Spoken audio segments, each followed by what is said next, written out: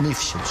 وصلنا كاليفينا لكوب اوناف، نعم ربحناها، مشينا لاكان باش نربحوها، ما جابش الله، خسرنا على افريقيا دو سود، ولكن ما خديناش ذاك القرار اللي كان دائما هو ديك السرعه، ديك تو تيغ بلو فيت كو طون، بمعنى خسرت الفرقه على القول المدرب.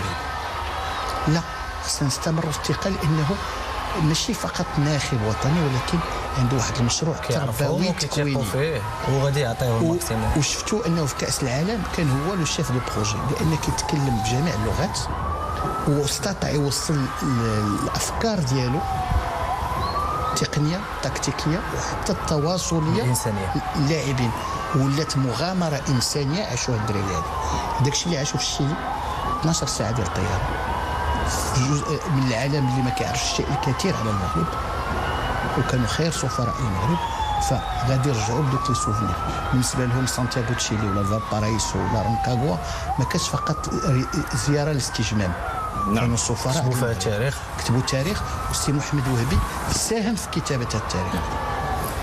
أيها السادة والسيدات، في هذا المساء المغربي البهي نحتفل جميعا بجيل كتب التاريخ وفتح الأبواب أمام المستقبل.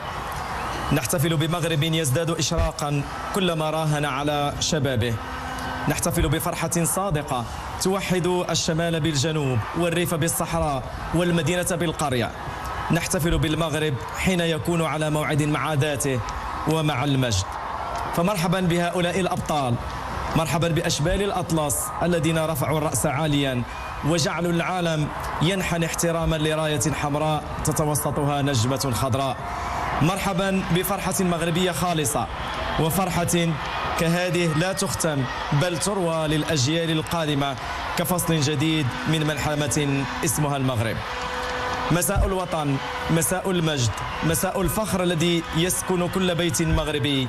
من هنا، من عاصمة الأنوار ومن مدينة القرار، نطل عليكم في ليلة ليست كالليالي، يوم تكتسي أو ليلة تكتسي فيها الشوارع بالأحمر والأخضر وترتفع فيها القلوب قبل الأعلام. ليلة يعود فيها الأشبال إلى أرضهم وقد حملوا معهم تاج العالم، وكأنهم عادوا بقطعة من السماء ليضعوها فوق جبين الوطن. اليوم لا نعيش مجرد استقبال رياضي، بل نحتفل بصفحة جديدة من السجل الذهبي للمغرب. فهؤلاء الفتية لم يعودوا مجرد لاعبين، بل رموزا لجيل كامل تعلم كيف يصنع المستحيل بالإصرار، وكيف يرفع اسم بلاده بين الأمم بالانضباط والإيمان. إنهم أبناء رؤية ملكية متبصرة آمنت بالشباب فزرعت فيهم روح الطموح، ومنحتهم البنية والأكاديميات والفرصة ليكونوا واجهة مغرب جديد لا يهاب التحديات. من باب السفراء انطلقت الحكاية على امتداد الطرقات بالعاصمة الرباط نحو ساحة البريد. ما زالت هذه الزغاريد ترتفع وتتعالى الأهازيج، والمدينة كلها تتحول إلى مهرجان حب للوطن. كل نافذة تروي قصة انتماء، وكل شرفة تحمل علما يرفرف على إيقاع النشيد الوطني. فالمغاربة اليوم لا يحتفلون فقط بفوز في المستطيل الأخضر، بل يحتفلون بثمرة مشروع وطني بدأ منذ سنوات، مشروع جعل من الرياضة ركيزة لبناء الإنسان المغربي الجديد. من هناك يواصل الموكب مسيرته نحو قنطرة مولاي الحسن، حيث يلتقي التاريخ بالجغرافيا والوطن بنفسه على ضفتين. إنه المغرب الذي اختار أن يصعد سلم المجد بخطى ثابتة، وأن يصنع صورته بجهده وإيمانه. من هناك يتعانق الشمال بالجنوب والشرق بالغرب في مشهد رمزي يختصر وحدة أمة تؤمن بأن قوتها في تماسكها، وأن فرحتها لا تكتمل إلا حين تشمل الجميع. اليوم تحتفي المملكة بأبطالها، كما تحتفي برؤية ملكية جعلت من الشباب قلب المشروع الوطني، ومن الرياضة مدرسة للوطنية والانتماء. من الأكاديميات ومراكز التكوين خرج هذا الجيل الذهبي، جيل لم يتعلم فقط كيف يلعب كرة القدم، بل كيف يرفع الرأس ويقاتل بشرف من أجل راية واحدة لا تنكسر. يا له من مساء يعيدنا إلى معنى الفخر، إلى الدموع التي تنهمر فرحا، إلى الوجوه التي تضيء من حب هذا الوطن.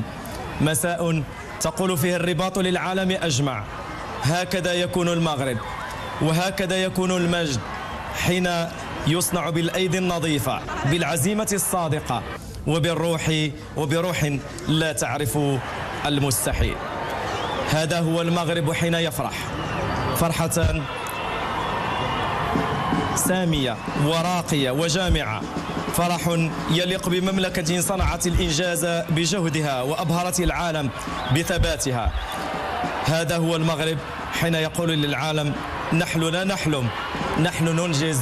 وراء رؤية ملكية متبصرة لجلالة الملك رسمت الطريق وأعطت الخطط لنجاح ما بعده نجاح متواصل على مدى الأيام.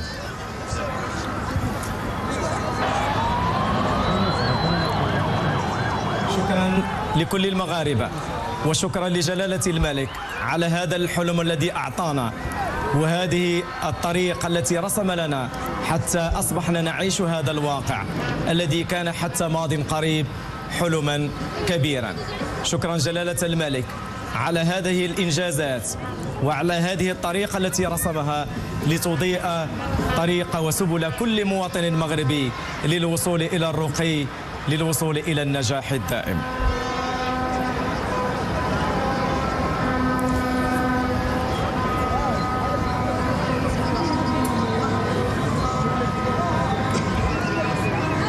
دائما مع هذه الرؤية الملكية المتبصرة التي كانت كما قلنا في البداية خارطة الطريق للوصول إلى هذا المجد الكروي الرياضي الاجتماعي الشعبي كما نتابع سويا. كيف كان لجلالة الملك أن أعطى كل يعني الحلول وكل الخطط للوصول إلى هذه المرتبة المشرفة على المستوى العالمي في مجال كرة القدم؟ أمين. نتكلموا على خريطة الطريق ديال الصغيرات وكنتكلموا على الأكاديمية، لكن عاود نأكد بشكل كبير: النهار اللي دشناها صاحب الجلالة الملك محمد السادس عطى واحد الفسحة الأمل لجميع الشباب الموهوبين في المغرب. قال لهم انه الحلم غيكون بالتكوين الاكاديمي الميداني، وغنفتح لكم واحد الافق، وغادي نخليكم تخلقوا ثروه. خلق الثروه شنو هي؟ انه طفل غادي يوصل البكالوريا، غادي ياخذ البكالوريا ديالو، غيلعب كرة القدم بشكل موازي، وغادي يستطيع انه في يوم من الايام يلعب في انديه كبرى ويعيش من العرق ديال كرة القدم. فانا كريد لا فالور، وهاد لا فالور غادي تستافد منها البلاد، غتستافد منها الشخص والوسط الاسري ديالو، ولكن غتستافد منها البلاد الا